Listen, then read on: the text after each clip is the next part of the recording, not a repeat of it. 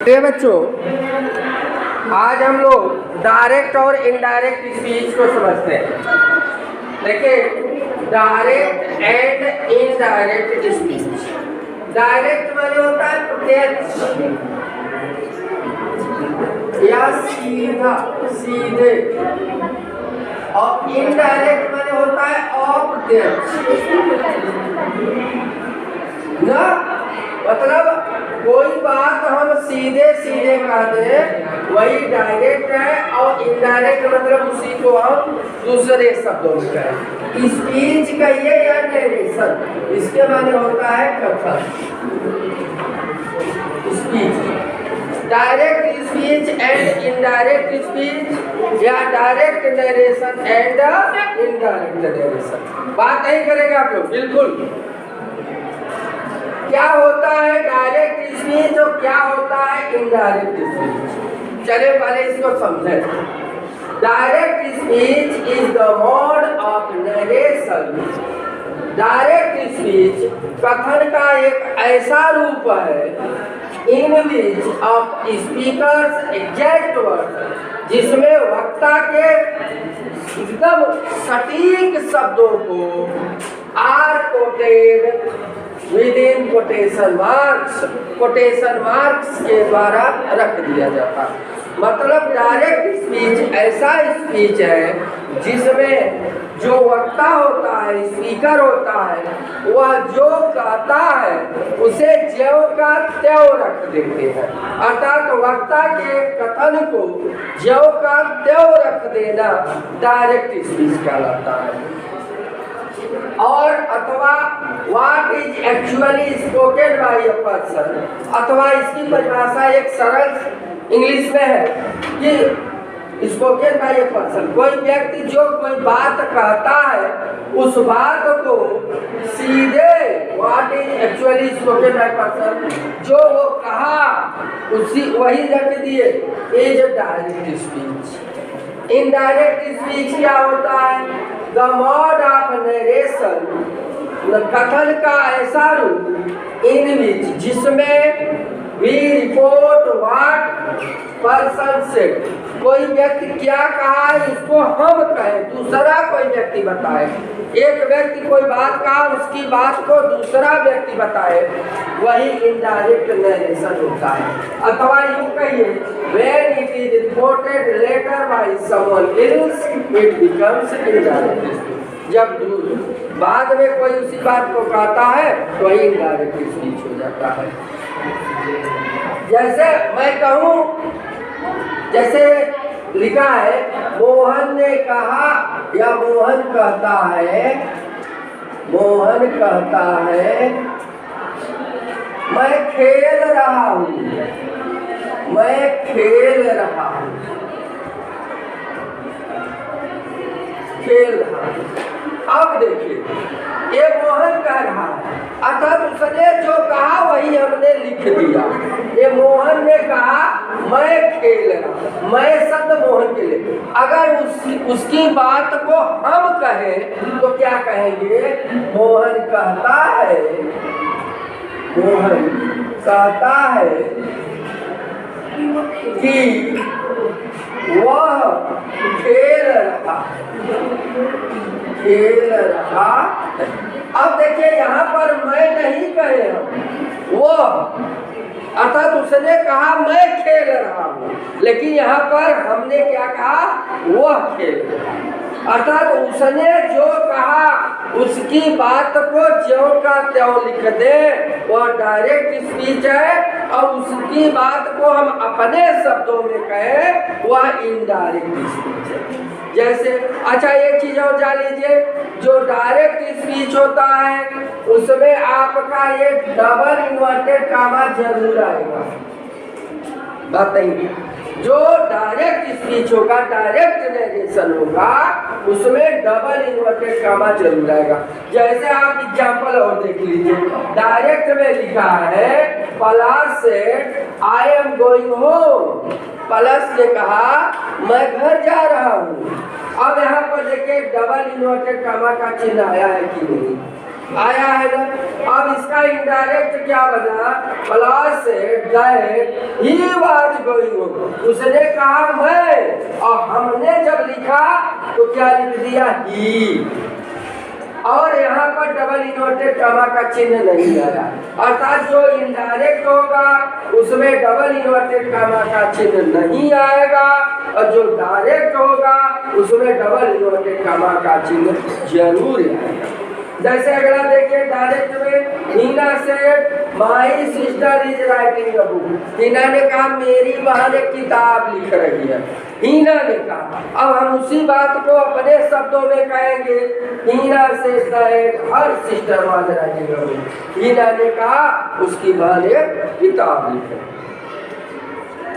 कोई भी व्यक्ति जो बात कहता है, उसने जो कहा उसे ज्यों का त्यों लिख दिए, वह डायरेक्ट स्पीच हो गया, और उसे हम अपने शब्दों में कहे तो वह इनडायरेक्ट स्पीच। डायरेक्ट स्पीच की पहचान क्या है, जो डायरेक्ट में रहेगा उसमें डबल इन्वर्टेड कॉमा का ये वाला चिन्ह जरूर आएगा, और बीच में कुछ लिखा रहेगा, और जो इनडायरेक्ट होगा उसमें यह चिन्ह नहीं आएगा, यह डबल इन्वर्टेड कॉमा का चिन्ह नहीं है।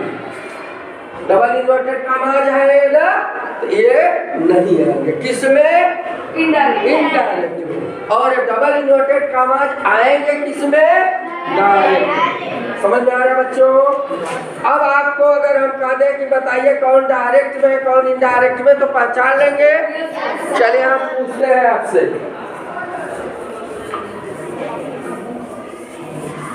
अभी तुरंत पूछते हैं, बताइए आप कौन डायरेक्ट में है कौन इनडायरेक्ट।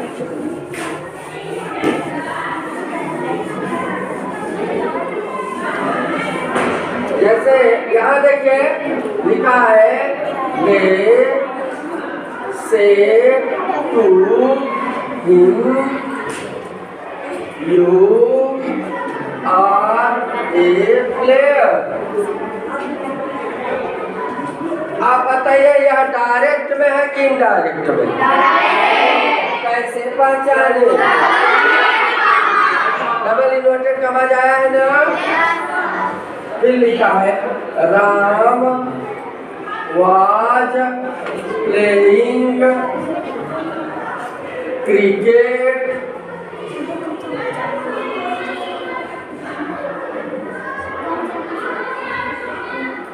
सेड मोहन। बताइए किस समय है,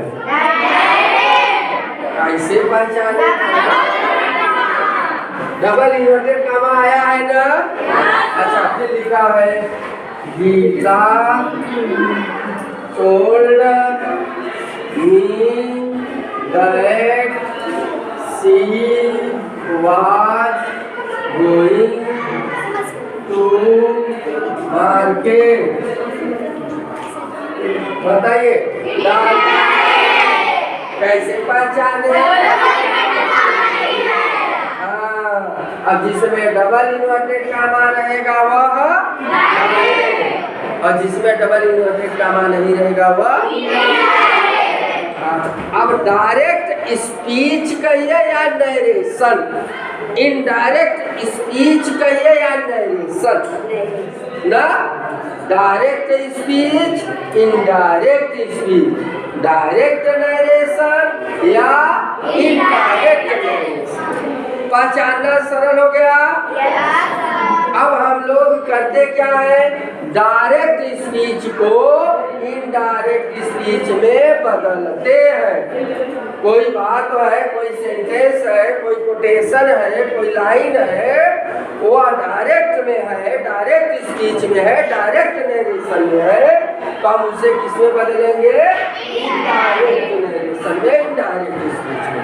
समझ में आ रहा है। अब ये तो पहचान लेंगे कौन डायरेक्ट में है कौन इनडायरेक्ट में, किसी को कोई डाउट है नहीं। अब ये जो डायरेक्ट, ये वाला पहला आपका डायरेक्ट में है, ये दूसरा भी डायरेक्ट में है ना, और तीसरा डायरेक्ट में नहीं है, तीसरा इनडायरेक्ट। तो जो डायरेक्ट नरेशन है इसके दो भाग होंगे। एक देखिए यहाँ जो एक कामा लगा है, कामा के पहले वाला एक भाग और कामा के बाद वाला दूसरा भाग ना।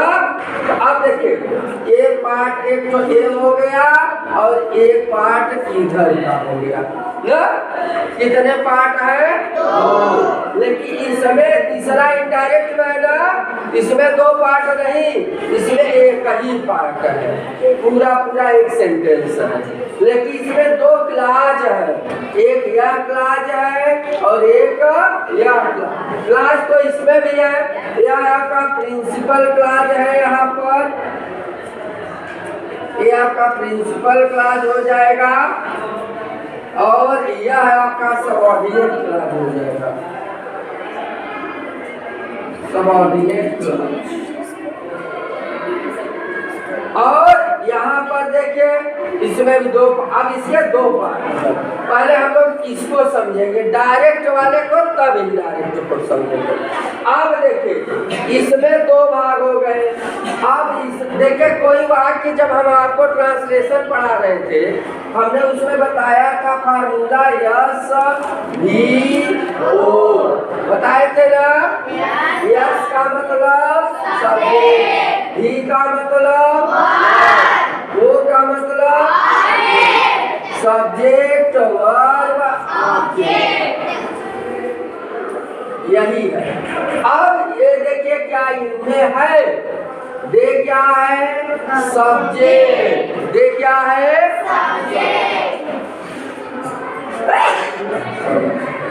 से टू, से क्या है? से। और हिम क्या है? हिम क्या है? अब यह सब्जेक्ट है, यह वर्ब है, ये ऑब्जेक्ट है। अब देखिए ये जो वर्ब है से, इसे वर्ब बस वर्ब नहीं कहेंगे, इसका एक स्पेशल नाम है, इसका स्पेशल नाम है। क्या स्पेशल नाम है? इसको कहेंगे रिपोर्टिंग वर्ब।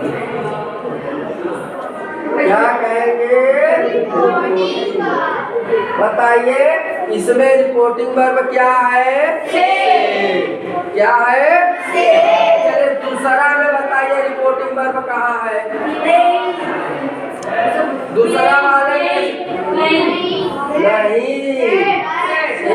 यहाँ है ना। तो बताइए रिपोर्टिंग वर्ब किस में होगा? डायरेक्ट में। रिपोर्टिंग वर्ब किस में होगा? डायरेक्ट स्पीच में, डायरेक्ट नरेशन में। तो पहले वाले में ये रिपोर्टिंग वर्ब से है और दूसरे वाले में रिपोर्टिंग वर्ब क्या है? सेड ना। तो अब ये रिपोर्टिंग वर्ब है और एक को कहेंगे सब्जेक्ट और हिम को क्या कहेंगे? ऑब्जेक्ट ना। देखो क्या कहेंगे? सब्जेक्ट। और हिम को क्या कहेंगे? और से को क्या कहेंगे? बोलिए रिपोर्टिंग वर्ब। से को क्या कहेंगे? Reporting verb. अब यह सब्जेक्ट तो है, लेकिन किसका सब्जेक्ट है? रिपोर्टिंग वर्ब का सब्जेक्ट है। किसका सब्जेक्ट है? रिपोर्टिंग वर्ब का सब्जेक्ट है। क्या किसका सब्जेक्ट है? रिपोर्टिंग। तो बताइए यह ऑब्जेक्ट किसका है? रिपोर्टिंग वर्ब का ना। किसका ऑब्जेक्ट है? तो बताइए पहले वाले में रिपोर्टिंग वर्ब का सब्जेक्ट क्या है? और रिपोर्टिंग वर्ब का ऑब्जेक्ट क्या है पहले वाले? चलिए दूसरे वाले में रिपोर्टिंग वर्ब का सब्जेक्ट बताइए। यहाँ लिखा है यह रिपोर्टिंग वर्ब, ये रिपोर्टिंग वर्ब है ना, इसका यह सब्जेक्ट है ना। दूसरा हाँ ये उल्टा कर दिया है कंफ्यूज करने के लिए। देखिए आप लोग पकड़ लेते हैं। यह रिपोर्टिंग वर्ब है, इस रिपोर्टिंग वर्ब का सब्जेक्ट कौन है? ऑब्जेक्ट क्या है? नहीं है। इन्वर्टेड कॉमा के, डबल इन्वर्टेड कॉमा के बाहर वाले में बात करिए ना। ये तो रिपोर्टिंग वर्ब हो गया और ये हो गया सब्जेक्ट। इसमें रिपोर्टिंग वर्ब का ऑब्जेक्ट नहीं है। ठीक, अब यहाँ तीनों नाम जान गए आप लोग। ये दे क्या है? रिपोर्टिंग वर्ब का सब्जेक्ट। दे क्या है? और से क्या है? और हिम क्या है? रिपोर्टिंग वर्ब का। और यह जो टूटी हुई टांग जैसा बना है ये क्या है? कॉमा। क्या है? और ये जो ऐसे ऐसे है ये क्या है? Double inverted comma. नाम जानना बहुत जरूरी है भाई ना। अब दे क्या है? से क्या है? हिम क्या है? और ये जो टूटी हुई टांग लेके है और ये जो दो ठो ऐसे किया है। अब बचा क्या? ये जो लिखा है इसका भी नाम है ना। मेरे बंगले में तुम्हारा क्या काम है ना। अब इसका भी नाम है ना। इसका क्या नाम है? इसका नाम है रिपोर्टेड स्पीच। क्या नाम है बेटा? इसका नाम है रिपोर्टेड स्पीच। देखिए इसका नाम है रिपोर्टिंग वर्ब और इस पूरे का नाम है रिपोर्टेड स्पीच ना। बेटिया सिर्फ वो कहेंगे रिपोर्टिंग वर्ब, लेकिन जितना इन्वर्टेड कॉमा के अंदर लिखा है उस पूरे को क्या कहेंगे? क्या कहेंगे? क्या कहेंगे? क्या कहेंगे? रिपोर्टिंग वर्ब क्या है?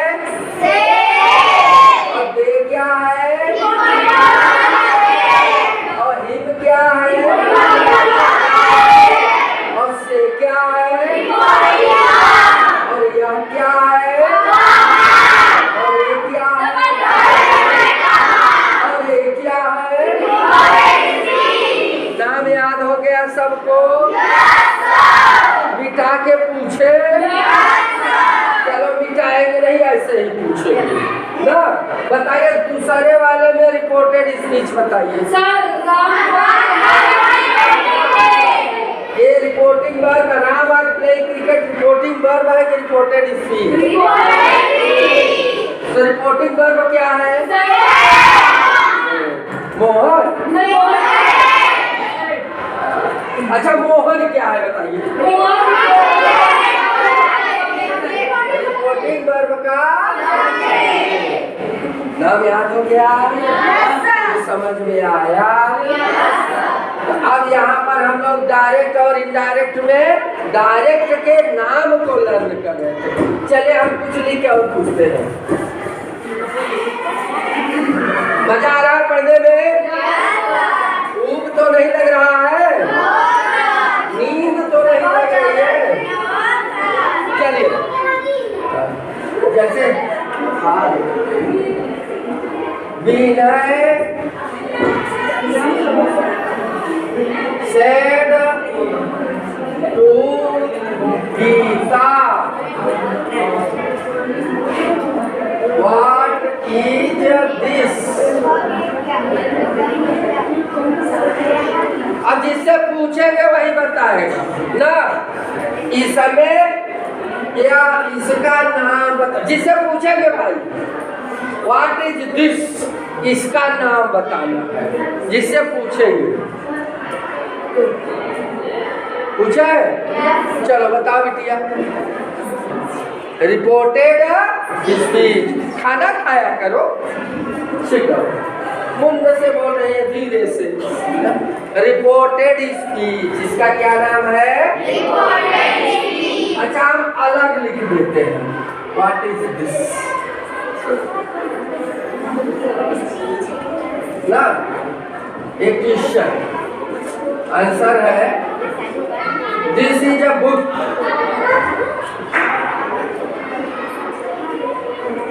आप बताओ ये व्हाट इज दिस क्या है? ये रिपोर्टेड स्पीच नहीं है, ये क्वेश्चन है। रिपोर्टेड स्पीच कब होगा? जब वो टोपी ओपी लगाया रहेगा, है ना? और जब टोपी नहीं लगाया, कोट वोट नहीं पहना है, तब वह रिपोर्टेड स्पीच। और जब कोट पहन लिया, टोपी लगा लिया, तब क्या हो गया?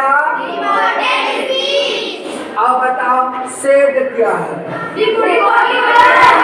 क्या है? अब विनय क्या है? और गीता क्या है?